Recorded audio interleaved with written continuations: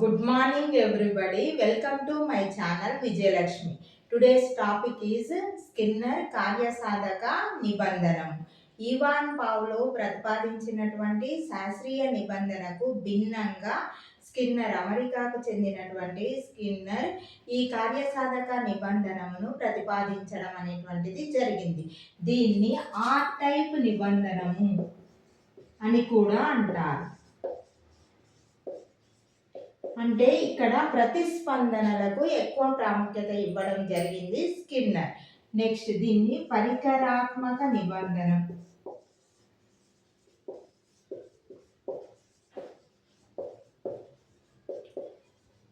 ఇక్కడ యాంత్రిక సహాయంతో ప్రత్యేకమైనటువంటి పరికరంలో జరిగేటటువంటి నిబంధన కాబట్టి దాన్ని పరికరాత్మక నిబంధన అని కూడా అంటారు.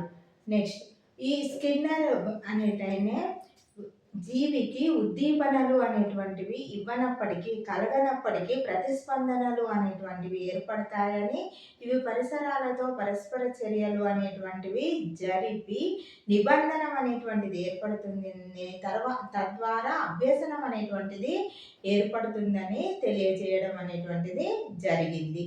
అయితే ఇక్కడ చెప్పినటువంటి కొన్ని నియమాలు. జీవి పరిసరాలతో సంబంధాన్ని కలిగి ఉంటుంది, ప్రతిస్పందనలు అనేటువంటిది చేస్తుంది, అభ్యసనం అనేటువంటిది జరుగుతుంది. ఇక్కడ ఉద్దీపనలు అనేటువంటివి ఉపయోగపడతాయి, కాకపోతే అవి పునర్బలన కారకాలుగా ఉపయోగపడతాయి. ఈ ప్రతిస్పందనలను, పరిసరాలను మనము నియంత్రించినట్లయితే అభ్యసనము అనేటువంటిది కూడా నియంత్రించవచ్చు అని ప్రతిస్పందనలను కూడా నియంత్రించవచ్చు అని తెలియజేయడం అనేటువంటిది జరిగింది. ఇతడు చేసినటువంటి ప్రయోగం, ఒక పెట్టెను తీసుకొని దానిలో ఒక ఇనుప చువ్వను ఉంచినాడు. ఆ ఇనుప చువ్వకు తాకగానే ఆహారపు గుళిక పెట్టెలో పడేటట్లు చేసినాడు. ఇతడు ఎలుకలపైన మరియు పావురాలపైన ప్రయోగాలు చేసిండు. ఆకలితో ఉన్నటువంటి ఎలుకను తీసుకొచ్చి ఆ పెట్టెలో ఉంచిండు. అది అటు ఇటు తిరుగుతుండగా ఊచను తాకడం అనేటువంటిది జరిగింది.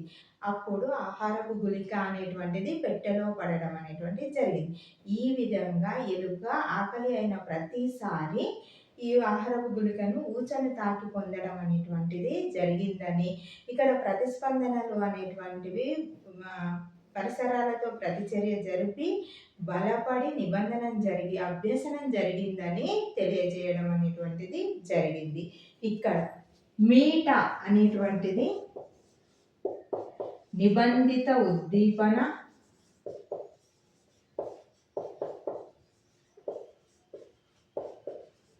మీట నొక్కడం,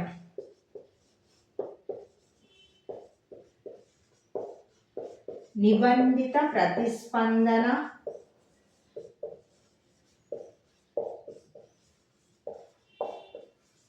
ఆహారం, సహజ ఉద్దీపన, ఆహారం తినడం,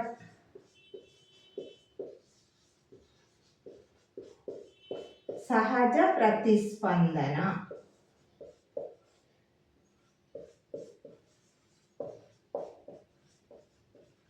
అయితే ఇక్కడ బిట్టొచ్చడానికి అవకాశం అనేటువంటిది ఉన్నది.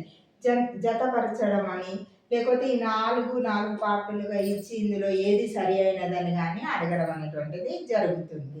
నెక్స్ట్ అయితే ఈ ప్రతిస్పందనలు అనేటువంటివి కలిగినప్పుడు ఆహారము అనేటువంటిది మీటను నొక్కగానే, ఇనుపచువను తాకగానే ఆహారపు గుళిక అనేటువంటిది పడకపోతే జీవి అనేటువంటిది ప్రతిస్పందించడం, మీటను నొక్కడం అనేటువంటిది ఆపివేస్తుంది. దీన్నే ఇతడు విరమణ అని అన్నాడు. స్కిన్నర్ విద్యా విషయానికి, తరగతి గదికి ఉపయోగపడేటటువంటి 2 నియమాలను ప్రతిపాదించడం అనేటువంటిది జరిగింది. అందులో ఒకటి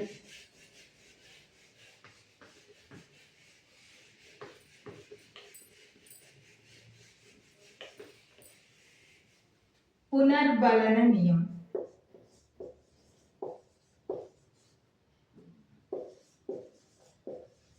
పునర్బలన నియమం కార్యక్రమయుత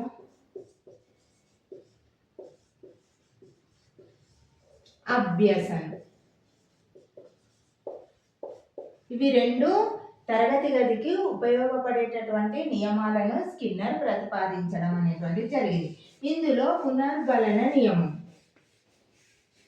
వీటిలో మళ్ళీ 4 రకాలు అనేటువంటివి ఉంటాయి.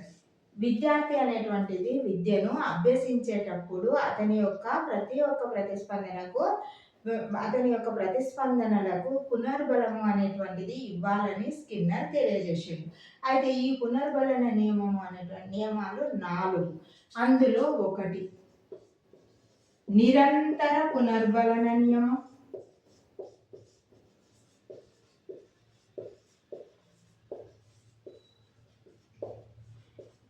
అభ్యాసకుడు అభ్యసన అనేటువంటిది చేస్తున్నప్పుడు అతని యొక్క ప్రతి ఒక్క ప్రతిస్పందనకు పునర్బలనము అనేటువంటిది ఇవ్వాలని తెలియజేయడం అనేటువంటిది జరిగింది. ఉదాహరణకు ఉపాధ్యాయుడు ఏదైనా ప్రశ్నను అనేటువంటిది అడిగినప్పుడు అతడు సరైనటువంటి ప్రతిస్పందన ఇచ్చినట్లయితే ప్రతి ఒక్క ప్రతిస్పందనకు పునర్బలనము, పరిపుష్టి అనేటువంటిది ఇవ్వాలని తెలియజేయడం అనేటువంటిది జరిగింది. ఇది నిరంతర పునర్బలన నియమం. ఈ ఉదాహరణలు అనేటువంటి ఇంపార్టెంట్, ఎందుకంటే అప్లికేషన్ టైప్ కాబట్టి ఒక విద్యార్థి సమాధానం ఇవ్వగానే ఉపాధ్యాయుడు ప్రతి ఒక్క ప్రతిస్పందనకు పునర్బలనాన్ని ఇవ్వడం జరిగింది. ఇది ఏ నియమము అంటే నిరంతర పునర్బలన నియమము అనేటువంటిది వస్తుంది. నెక్స్ట్ బి, స్థిర కాల వ్యవధి.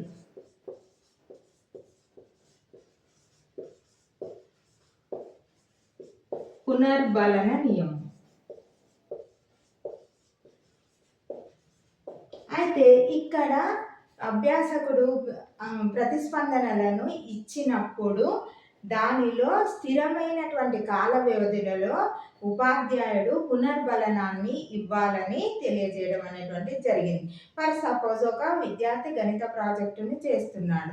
అతడు చేసేటటువంటి ప్రతిస్పందనలకు 5 ప్రతిస్పందనలకు ఒక పునర్బలనం, ఇట్లా 5 నిమిషాలకు ఒకసారి పునర్బలనం, ఇక్కడ కాలం అన్నట్టు, తర్వాత 10వ నిమిషంలో, తర్వాత 15వ నిమిషంలో, ఇట్లా స్థిరమైనటువంటి కాల వ్యవధుల్లో పునర్బలనము అనేటువంటిది ఇవ్వాలని స్కిన్నర్ స్థిర కాల వ్యవధి పునర్బలన నియమం ద్వారా తెలియజేయడం జరిగింది. సి, స్థిర నిష్పత్తి. స్థిర నిష్పత్తి పునర్బలన నియమం.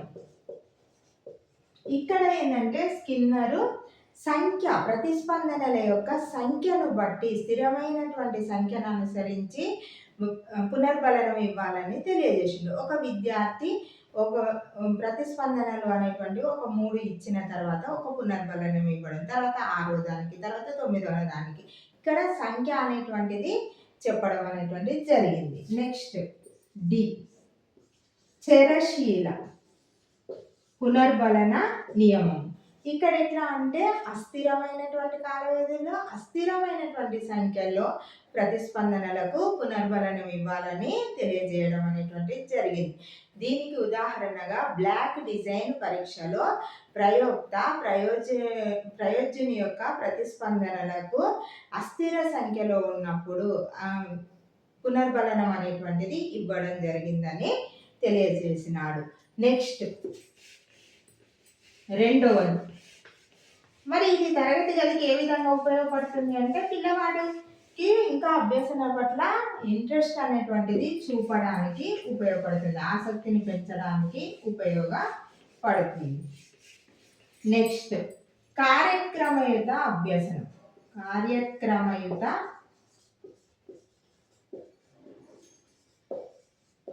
అభ్యసనం. ఒకసారి స్కిన్నర్ తన కూతురు 4వ తరగతి ఒక పాఠశాలలో జరుగుతుంది. ఆమె యొక్క స్కూల్కి వెళ్ళినప్పుడు తరగతి గదిని పరీక్షించడం అనేటువంటిది జరిగింది. అందులో ఉపాధ్యాయుడు గణితమును బోధిస్తున్నాడు. కానీ తరగతి గదిలో పిల్లవాని యొక్క ప్రతిస్పందనలకు వెంటనే పునర్బలనం ఇవ్వడం అనేటువంటిది జరగడం లేదని ఇతడు గమనించాడు.